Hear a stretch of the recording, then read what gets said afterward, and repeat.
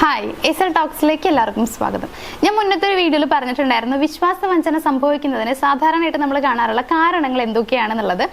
അപ്പോൾ ആ ഒരു കാര്യങ്ങൾ അറിയാൻ താല്പര്യമുണ്ടെങ്കിൽ നിങ്ങൾ മുന്നേ ഉള്ള വീഡിയോ ഒന്ന് ജസ്റ്റ് കണ്ടു നോക്കുക. അതിൻ്റെ ബാക്കിയാണ് ഞാൻ ഇന്ന് പറയാൻ പോകുന്നത്. അതായത് ഇത്തരത്തിൽ വിശ്വാസവഞ്ചനകൾ സംഭവിച്ചിട്ടുണ്ടെങ്കിൽ ആ വിശ്വാസം വീണ്ടെടുക്കാനായിട്ട് അത് നേടിയെടുക്കാൻ വേണ്ടിയിട്ട് നമുക്ക് എന്തൊക്കെ കാര്യങ്ങൾ ചെയ്യാനായിട്ട് കഴിയും എന്നുള്ളതാണ്.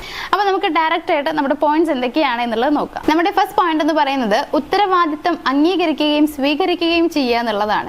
അതായത് നമ്മുടെ റെസ്പോൺസിബിലിറ്റീസ് നമ്മൾ തന്നെ ഏറ്റെടുക്കുക എന്നുള്ളത്. പലയിടത്തും നമ്മൾ കാണാറുണ്ട് എല്ലാ റെസ്പോൺസിബിലിറ്റിയും ആ ഒരു പേഴ്സന്റെ മണ്ടയിലായിരിക്കും. അതായത് അവർക്കായിരിക്കും എല്ലാ ഉത്തരവാദിത്തങ്ങളും എന്നുള്ളതാണ്. അങ്ങനെ നമ്മൾ ഒരിക്കലും ചെയ്യരുത്. പകരം നമ്മളുടേതായിട്ടുള്ള റെസ്പോൺസിബിലിറ്റീസ് ഉണ്ടെങ്കിൽ അത് നമ്മൾ ഏറ്റെടുക്കുക എന്നുള്ളതാണ്. ഇവിടെ മറ്റൊരു കാര്യം കൂടി വരുന്നുണ്ട്. മുന്നേ അങ്ങനെ ഒരു വിശ്വാസവഞ്ചന സംഭവിച്ചിട്ടുണ്ടെങ്കിൽ അതിൽ നിങ്ങളുടെ തെറ്റുകൾ ഉണ്ടെങ്കിൽ അത് നിങ്ങൾ തന്നെ ഏറ്റെടുക്കുക എന്നുള്ളതാണ്. അതിൻ്റെ ഉത്തരവാദിത്വം നിങ്ങൾ ഏറ്റെടുക്കാനായിട്ട് ശ്രമിക്കുക, അത് അംഗീകരിക്കാനായിട്ട് ശ്രമിക്കുക എന്നുള്ളതാണ്.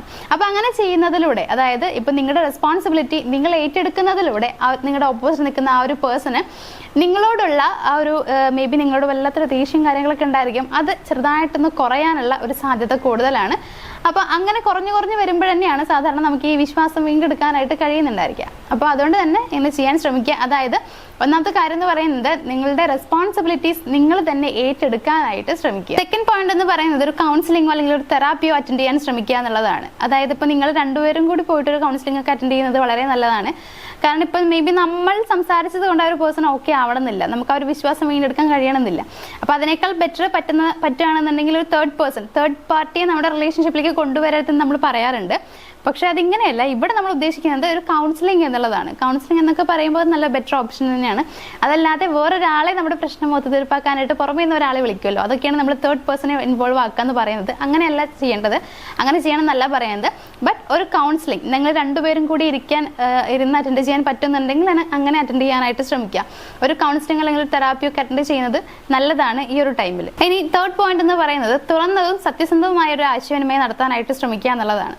നമ്മൾ ഈ ഒരു വിശ്വാസവഞ്ചന സംഭവിക്കുന്നതിന്റെ അല്ലെങ്കിൽ അതിന്റെ കാരണത്തിന്റെ ഒരു പോയിന്റ് ആയിട്ട് നമ്മൾ പറഞ്ഞിട്ടുണ്ടായിരുന്നു, ആശയവിനിമയത്തിന്റെ കുറവാണ് ഇതിൽ ഒരു കാരണം എന്ന് പറയുന്നത്.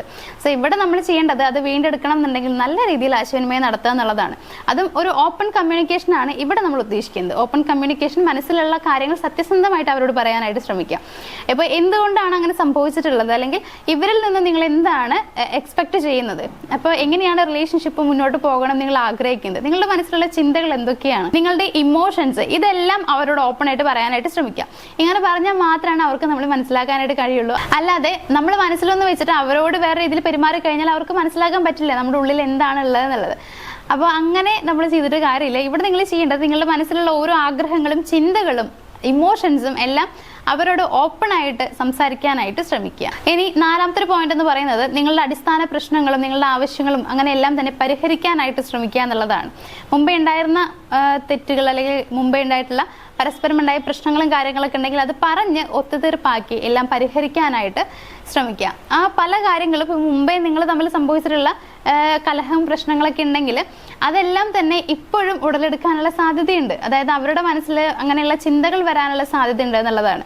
അത് നമ്മൾ പരിഹരിക്കാതെ പോകുന്ന അത്രയും കാലം അതിങ്ങനെ വന്നുകൊണ്ടേയിരിക്കും. സോ നിങ്ങൾ ചെയ്യേണ്ടത് എന്തെങ്കിലും പ്രശ്നങ്ങൾ സംഭവിച്ചിട്ടുണ്ടെങ്കിൽ അത് പറഞ്ഞ് മീൻസ് നിങ്ങൾക്ക് പറ്റുന്ന രീതിയിൽ അതിനെ പരിഹരിക്കാൻ വേണ്ടി ശ്രമിക്കുക എന്നുള്ളതാണ്. എങ്കിൽ മാത്രമാണ് റിലേഷൻഷിപ്പ് നന്നായിട്ട് പോവുള്ളൂ. അതല്ലാതെ പരിഹരിക്കാതെ പ്രശ്നങ്ങൾ എങ്ങനെ ഇരിക്കെ നമ്മുടെ റിലേഷൻഷിപ്പ് നന്നായി പോകുമെന്ന് നമുക്ക് പറയാൻ പറ്റില്ല. മനുഷ്യനാണ്, ഇപ്പോഴും നമ്മുടെ മനസ്സിലേക്ക് പഴയ ചിന്തകൾ വന്നുകൊണ്ടേയിരിക്കും. അതും നെഗറ്റീവ് ആയിട്ടുള്ള ചിന്തകൾ ഇപ്പോഴും വന്നുകൊണ്ടിരിക്കുന്ന ഒരാളാണ് മനുഷ്യൻ എന്ന് പറയുന്നത്. അതുകൊണ്ട് തന്നെ അവരുടെ മനസ്സിൽ അങ്ങനെ വരുന്നതുകൊണ്ട് നമുക്ക് തെറ്റാണെന്ന് പറയാൻ പറ്റില്ല. അപ്പോൾ ഇവിടെ നമ്മൾ ചെയ്യേണ്ട കാര്യം എന്ന് പറയുന്നത് നമ്മളെ കൊണ്ട് പരിഹരിക്കാൻ പറ്റുന്ന പ്രശ്നങ്ങളാണ് സംഭവിച്ചിട്ടുള്ളത് എന്നുണ്ടെങ്കിൽ അത് പരിഹരിക്കാനായിട്ട് ശ്രമിക്കുക. ഇനി അഞ്ചാമത്തെ പോയിന്റ് എന്ന് പറയുന്നത് നിങ്ങളുടെ രണ്ടുപേരുടെയും ക്ഷേമത്തിനും സൗഖ്യത്തിനും വേണ്ടി പ്രവർത്തിക്കാൻ ശ്രമിക്കുക എന്നുള്ളതാണ്. അപ്പോൾ നമ്മൾ നേരത്തെ കുറേ കാര്യങ്ങൾ പറഞ്ഞിട്ടുണ്ടായിരുന്നു.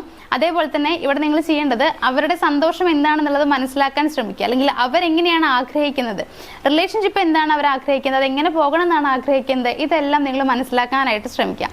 അതേപോലെ നിങ്ങളുടെ രണ്ടുപേരുടെയും സന്തോഷം എന്താണെന്ന് മനസ്സിലാക്കി അതിനു വേണ്ടി പ്രവർത്തിക്കുക എന്നുള്ളതാണ്. അപ്പോൾ നമ്മൾ പല റിലേഷൻഷിപ്പിലും കാണാറുണ്ട്, ഓപ്പോസിറ്റ് നിൽക്കുന്ന ആൾക്ക് എന്തൊക്കെ വേണമെന്നുണ്ടെങ്കിലും അത് നമുക്ക് പ്രശ്നമല്ല, അവരവരെ വഴി നോക്കട്ടെ, അതായത് അവർക്ക് പറ്റുന്നത് അവർ ജീവിക്കട്ടെ, ഞാൻ എൻ്റെ കാര്യം മാത്രം നോക്കും, അല്ലെങ്കിൽ എൻ്റെ സന്തോഷത്തിന് മാത്രം ഇമ്പോർട്ടൻസ് കൊടുക്കും, അങ്ങനെ വിചാരിക്കുന്ന കുറേ ആളുകളുണ്ട്.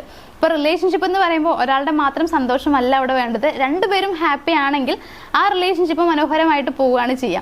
നേരെ മറിച്ച് ഒരാൾക്ക് മാത്രമാണ് സന്തോഷം ഉണ്ടാവുന്നതെന്നുണ്ടെങ്കിൽ കുറച്ച് കഴിയുമ്പോൾ ആ റിലേഷൻഷിപ്പ് പതിയെ ഇല്ലാണ്ടാവും എന്നുള്ളതാണ്.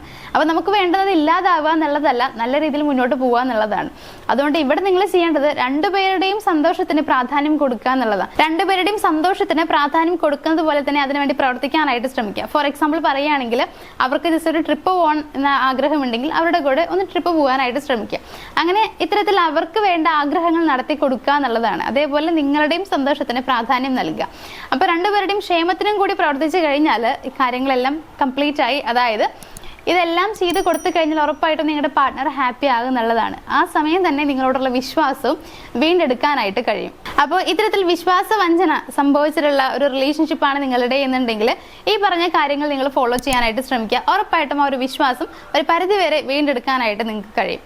അപ്പോൾ ഇന്നത്തെ വീഡിയോ ഇത്രേ പറയാനുള്ളൂ. വീഡിയോയിൽ പറഞ്ഞ കാര്യങ്ങളൊക്കെ നിങ്ങൾക്ക് മനസ്സിലായിട്ടുണ്ടാവുമെന്ന് വിചാരിക്കുന്നു. എന്തെങ്കിലും ഡൗട്ട് ഉണ്ടെങ്കിൽ ജസ്റ്റ് ഒന്ന് കമൻറ്റ് ചെയ്തിട്ട് ചോദിക്കുക. അപ്പോൾ നമ്മുടെ വീഡിയോ യൂസ്ഫുൾ ആയി തോന്നുകയാണെന്നുണ്ടെങ്കിൽ വീഡിയോ ഒന്ന് ലൈക്ക് ചെയ്യുക, ഷെയർ ചെയ്യുക, ചാനൽ ഒന്ന് സബ്സ്ക്രൈബ് ചെയ്ത് മറ്റ് വീഡിയോസ് കാണാനായിട്ട് ശ്രമിക്കുക. മറ്റൊരു വീഡിയോ ആയിട്ട് കാണാം. താങ്ക്